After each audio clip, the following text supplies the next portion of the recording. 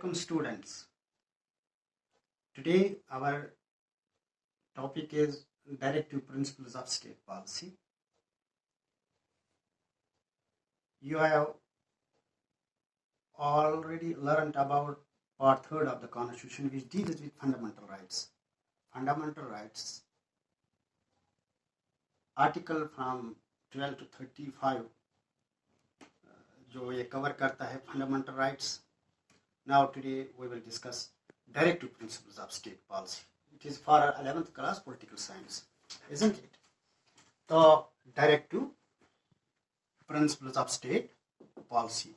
In short form we can write it DPSPS. DPSPS. ठीक है, short form में आप ये लिख सकते हैं. तो again you know fundamental rights deals with part 3rd deals with fundamentals, and now part 4th deals with Directive Principles of State Policy. ये कवर करता है 36 से 51 जो आर्टिकल्स हैं, ये डील करता है इसके साथ. ठीक है, ये 12 से 35 फंडामेंटल राइट्स. ठीक, तो नेक्स्ट पॉइंट जो आपको याद रखना है वो है it has been adopted from Ireland. ठीक, I have already told you that Indian Constitution is borrowed Constitution. Indian Constitution is borrowed. We have borrowed certain provisions from the other democratic countries.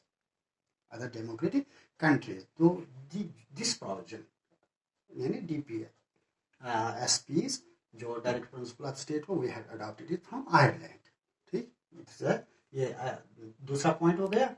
तो now तीसरा point जो आपका ये आप ख्याल रखेंगे इसका, ये क्वेश्चन होगा आपके लिए, what are directive principles of state policies. ठीक है,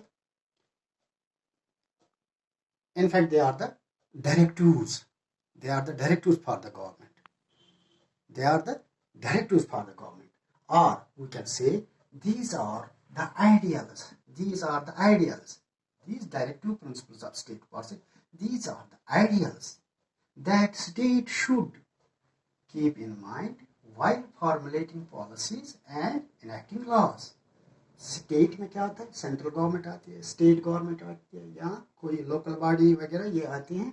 तो जो ये फॉर्मुलेट कौन करते हैं, पॉलिसी या इनएक्ट लॉ करते हैं, ये है पार्लियामेंटेरियंस, ये एमपीज, एमएलएज, मिनिस्टर्स, ये लेजिस्लेचर में जो होते हैं, जिन्हें हम इलेक्ट करते हैं, और वो जो पार्लियामेंट में जाते हैं, जो लेजिस्लेचर में जाते हैं, फिर वो इनएक्ट करते हैं law. They have to keep these principles in mind. तो ये these principles, they are not justiciable. They are not just contrary to fundamental rights. Fundamental rights are justiciable. आपने पढ़ा है. If they are infringed, if they are not provided, if they are infringed or violated, we can go to the court. But if the directive principles of state policy are not provided, we cannot go to the court. ये है तीसरा point जो आप याद रखें. They are not justiciable, we cannot go to the court, but government has to follow them. इसमें कुछ reservations है. मसलन जो डायरेक्टिव प्रिंसिपल्स हैं उसमें कुछ अब वक्त के साथ साथ ग्रेजुअली कुछ इसमें जो प्रिंसिपल्स हैं वो तो अब लॉ बन गए. मसलन पंचायत राज सिस्टम, ये पंचायत राज ये लॉ बन गया है. लेकिन यूनिफॉर्म सिविल कोड है एक, इसमें अभी रिजर्वेशन है. अभी इतनी मैच्योरिटी नहीं है. यहाँ बाकी जो हिचेस हैं इसमें कुछ रुकावटें हैं. मसलन ये यहाँ मुस्लिम के लिए अभी भी मैरिज एक्ट अलग है, यहाँ प्रॉपर्टी एक्ट इनके लिए अलग है. There is Sharia law.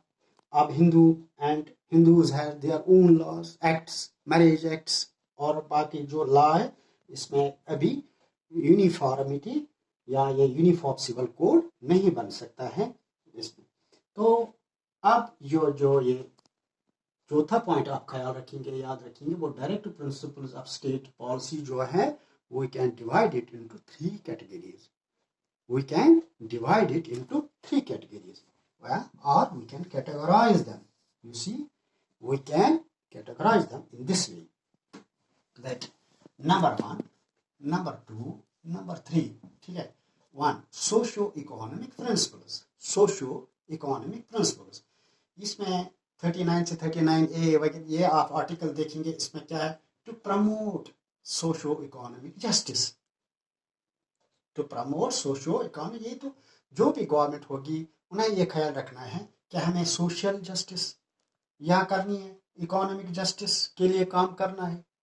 और ऐसे ही यहाँ to raise the living standard of the people. यहाँ बैक क्योंकि गुलामी से आज़ाद हो गए थे, अब जो लिविंग स्टैंडर्ड यहाँ वीक था, ठीक नहीं था, बैकवर्ड थे, तो इसमें to raise the living standard ये एक प्रिंसिपल है. और जो भी गवर्नमेंट होगी ने इसका ख्याल रखना है कि वो किस तरह करेंगे कि to raise the living standard of the people. तो अब दूसरा जो है, दूसरी कैटेगरी जो है, उससे कहते हैं हम गांधीयन प्रिंसिपल. महात्मा गांधी के प्रिंसिपल वो इसमें अडॉप्ट हो गए हैं. मसलन आर्टिकल 40 से 48 तक. इसमें क्या है, जो आप जानते ही हैं कि उसकी विजन जो थी कि ये जो इंडिया है, ये 70% of the population is in villages. जहाँ मतलब एग्रीकल्चर वगैरह ये करना है, जो देहाती ज़िंदगी है इनको ऊपर उठाना, अपलिफ्ट करना है. इसके लिए ज़रूरी है कि डिसेंट्रलाइजेशन ऑफ द पावर्स की जाए, डिसेंट्रलाइजेशन ऑफ द पावर्स की, और डेलीगेशन ऑफ पावर्स होनी चाहिए लोअर लेवल तक, लोअर यूनिट्स तक, गाँवों तक. तो उसमें क्या कहा, फिर जो यह प्रिंसिपल बन गया, हाँ, जिसे हम गांधीयन प्रिंसिपल कहते हैं, एस्टैब्लिशमेंट ऑफ विलेज पंचायत्स.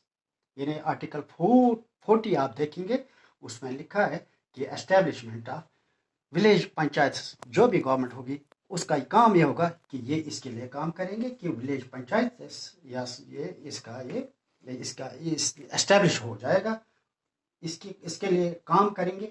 और नंबर 2 जो गांधीयन प्रिंसिपल है वो है to promote cottage industry, to promote cottage industry. और तीसरा ये भी है इसमें कि प्रोहिबिट कंजप्शन ऑफ अल्कोहल. इस मसल to prohibit consumption of alcohol, इस पर अभी काम ही नहीं होता है. अब भी हम देखते हैं कल ये लॉकडाउन में कंजप्शन ऑफ इस अल्कोहल के लिए लाइनों में लोग बैठ गए, तो ये भी चलता ही है. तो with the passage of time हो सकता है ये इस पर काम होगा. अब है तीसरा जो हम कहते हैं तीसरी कैटेगरी में ये आता है लिबरल प्रिंसिपल्स. लिबरल प्रिंसिपल में ना आर्टिकल जो कवर करता है 44 से 51 तक, 44 से 51 तक. यानी यूनिफॉर्म, यह है यूनिफॉर्म सिविल कोड होना चाहिए. जो पहले भी हमने अभी डिस्कस किया कि यूनिफॉर्म सिविल कोड होने चाहिए. अच्छा, इस पर काम होना चाहिए. और इंटरनेशनल सिक्योरिटी एंड पीस के लिए काम होना चाहिए. ये प्रिंसिपल्स हैं जो फॉलो करना है हर एक गवर्नमेंट के, जो जिस टाइप की भी गवर्नमेंट है, जिनकी भी गवर्नमेंट हो, इन्हें ये प्रिंसिपल्स फॉलो करने हैं ताकि एक वेलफेयर स्टेट बन जाए. तो ये है, आप इन डिटेल आप अपनी जो बुक है उस पर भी जाएंगे. और आज के लिए मैं I think it is enough for today. Thank you. अल्लाह हाफिज़.